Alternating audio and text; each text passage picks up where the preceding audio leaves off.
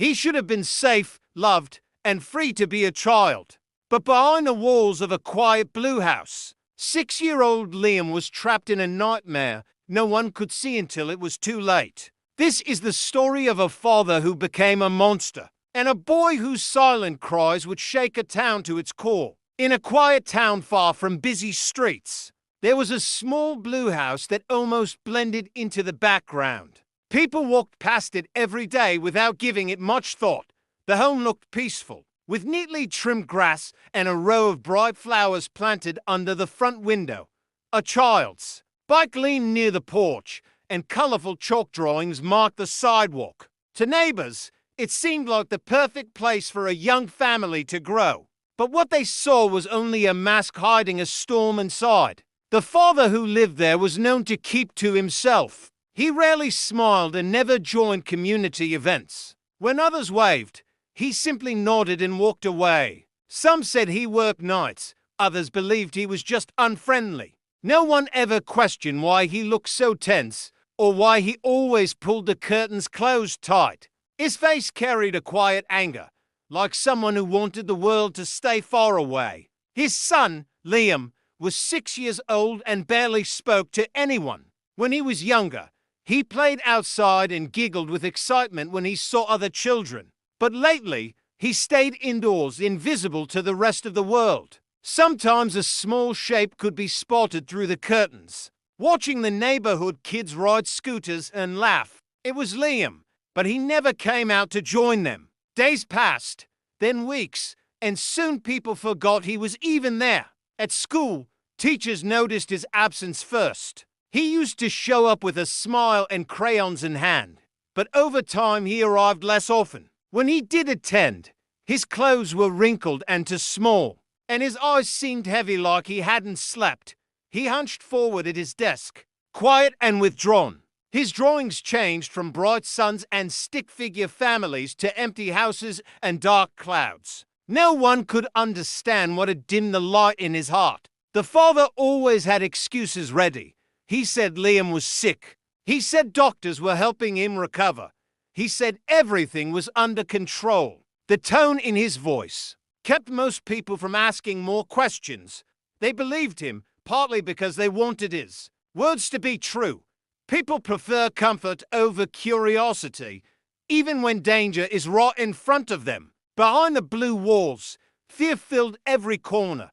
The child's whispers never escaped his room. Any laughter he once had disappeared like a dream he wasn't allowed to remember. He tiptoed on the cold floor, trying not to anger the man who towered over him. The house held a silence that felt crushing, like it swallowed every sound before it reached the air.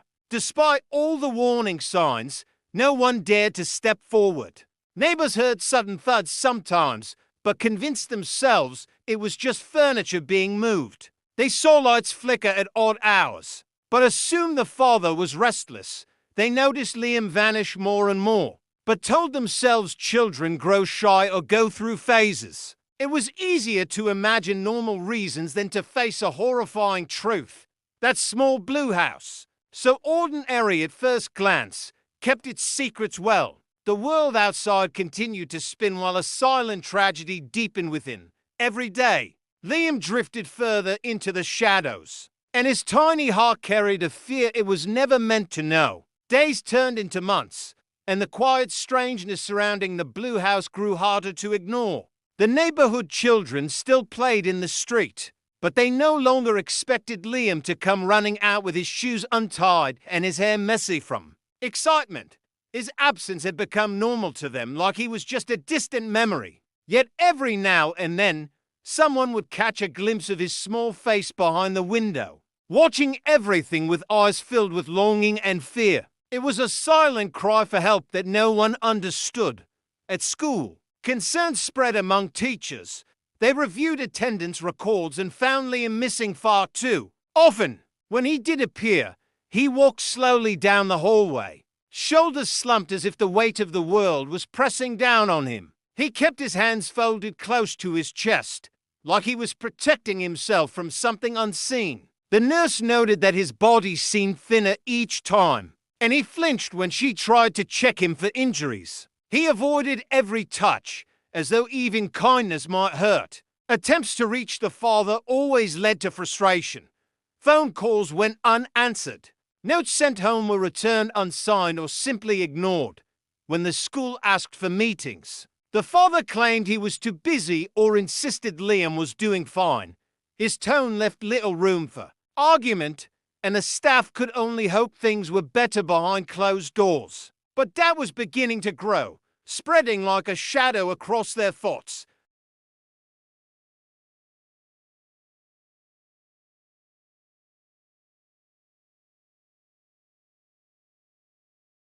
One afternoon, Mrs. Turner across the street spotted Liam standing barefoot in the yard. His head was bowed, his arms wrapped around himself as if trying to stay warm even though the sun was bright. She froze, noticing his small body looked faint and unsteady. Before she could step off her porch, the father appeared, his expression sharp and stern. He grabbed Liam's arm and yanked him inside so quickly it left a sickening feeling in her stomach.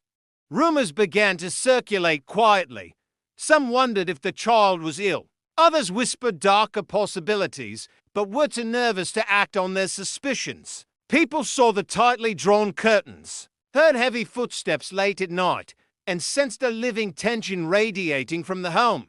Yet, fear of being wrong or making trouble kept them silent. The blue house itself seemed to change as the days passed. Windows that were once open to the breeze now remained shut. Toys in the yard sat untouched, collecting leaves and dirt. Even the flowers under the window began to wilt, as if they were aware of the sadness growing inside the walls. Liam became a ghost within his own life, trapped in a place meant to protect him, but instead suffocating him. His disappearance from the world was slow and unnoticed, like he was fading into nothing. The signs were all there visible to anyone who dared to look closely, but everyone chose the comfort of denial, hoping the darkness was just imagination. All the while, Liam's silent suffering continued, hidden in plain sight. The night sirens arrived. The street erupted in a sudden chaos that had been building quietly for months. Red and blue lights flashed across the quiet neighborhood, reflecting off the houses and making the shadows look longer and more menacing than usual. Neighbors rushed to their windows, hearts pounding as they watched police cars pull up and paramedics jump out, carrying their equipment with urgent precision. Nothing in the months before had prepared them for what was about to unfold. Inside the blue house, the situation had reached a breaking point. The father, who had controlled every moment of his son's life, was now forced to confront the consequences of his actions. Paramedics moved quickly through the hallways, their steps brisk and deliberate. The air smelled of antiseptic and fear. Every piece of furniture seemed to vibrate with the weight of the truth finally catching up to the family. When they emerged carrying Liam, wrapped tightly in a blanket, the world outside gasped in disbelief. He was gone, his small body no longer moving. His life cut short in a place that was supposed to be safe. The father's first story was simple, almost rehearsed. He said it was an accident, that his son had fallen and stopped breathing. His voice was calm, but it was enough to keep the initial questions at bay. The officers, trained to notice inconsistencies, already sensed something deeper. The walls of the house whispered their secrets, the locked doors, the faint scuff marks on the floor, the layers of dust where no one had been allowed to look. Every detail contradicted the story the father told. As investigators began to examine the house, the reality of Liam's final months became impossible to ignore. A small closet, barely larger than a cupboard, had been used as a makeshift room. A mattress on the floor, thin and stained, showed signs of long-term neglect. Nearby, they found scraps of food hidden in containers. The kind of hiding that suggested hunger had been constant rather than occasional. The atmosphere in the home was heavy, like a physical presence of the suffering that had been endured there. Medical examiners noted multiple injuries at various stages of healing. Bruises, faint but telling, suggested repeated harm. Liam's body told a story the father had tried to erase. A silent record of torment that no explanation could justify. Every mark, every sign of neglect, painted a picture of a childhood stolen by fear and cruelty. The neighbors, watching from their windows, began to whisper among themselves, piecing together fragments of what they had suspected all along. The boy they had barely noticed was gone, and the father's control had left scars not just on Liam, but on the conscience of the entire street. The choir house now held a permanent shadow, one that could not be ignored or forgotten. In the hours that followed, the police secured the home, taking photographs and collecting evidence that would tell the full story in court. The sense of tragedy hung thick in the night air. Liam's life, brief and filled with hidden pain, had finally forced the world to look. The Blue House no longer seemed ordinary. It had become a place of horror, a reminder of how easily innocence could be trapped and destroyed behind closed doors. Liam's absence was no longer silent. It screamed in the evidence, in the careful documentation, and in the shocked faces of those who had failed to notice him before it was too late. Detectives began to unravel the layers of deception that had shielded the father for so long. Every corner of the Blue House was examined with painstaking care. They found notebooks hidden beneath loose floorboards, detailing appointments that were never kept and days that were never accounted for. Teachers' notes, stored in a filing cabinet at the school, revealed repeated concerns about injuries, missed classes, and hunger. Patterns emerged, revealing a year-long struggle that no one had fully seen, a puzzle that told the story of a child trapped in fear. Medical records told a chilling story as well. Visits that were supposedly made never happened. Vaccinations were missed. Minor illnesses became major risks because the boy was isolated from those who could help him. The father had controlled every interaction, every detail, keeping the world at bay while the child's health deteriorated. Investigators realized that the danger had not come suddenly. It had been a slow, deliberate process, hidden beneath the veneer of normalcy.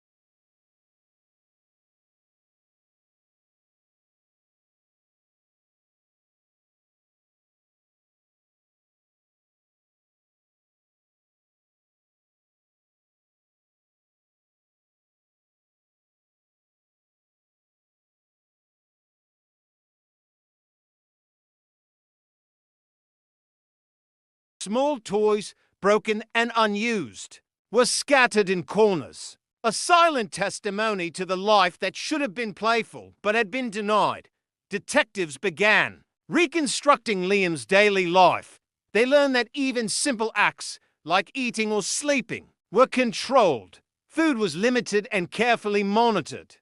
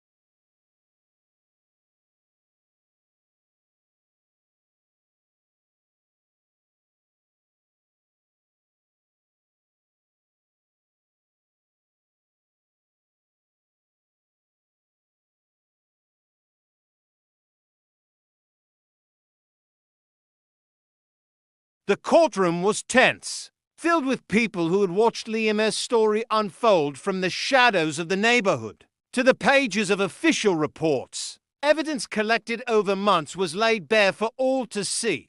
Photographs of bruises, records of missed appointments, and testimonies from teachers, neighbors, and relatives painted a harrowing picture. Each item seemed to whisper the same truth. A young boy's life had been stolen under the watch of someone who should have loved him. The father sat quietly, his face unreadable as the weight of the law pressed down around him.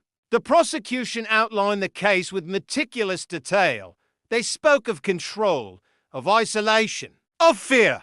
They explained how the father had kept the child away from the world, turning a home meant for care into a prison. Witness after witness described the gradual unraveling of Liam's life, showing how those who could have intervened were silenced, manipulated, or dismissed. Every testimony reinforced the horror of what had happened, leaving no room for doubt about the depth of the abuse.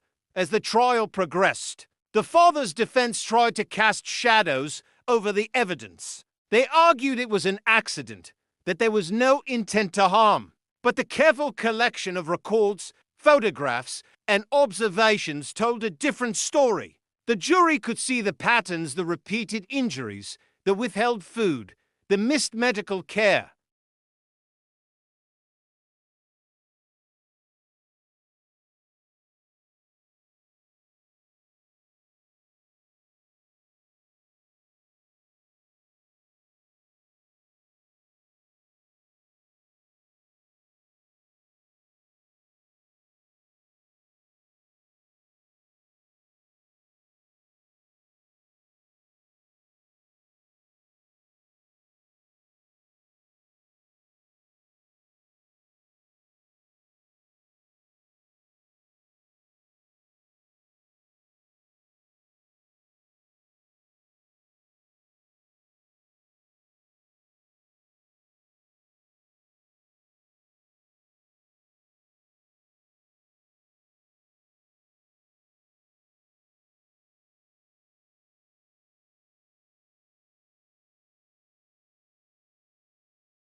It was a stark contrast to the darkness that had consumed him, a symbol of life reclaimed from tragedy. People spoke of being more vigilant, of listening more closely to small cries for help, and of trusting their instincts when something felt wrong.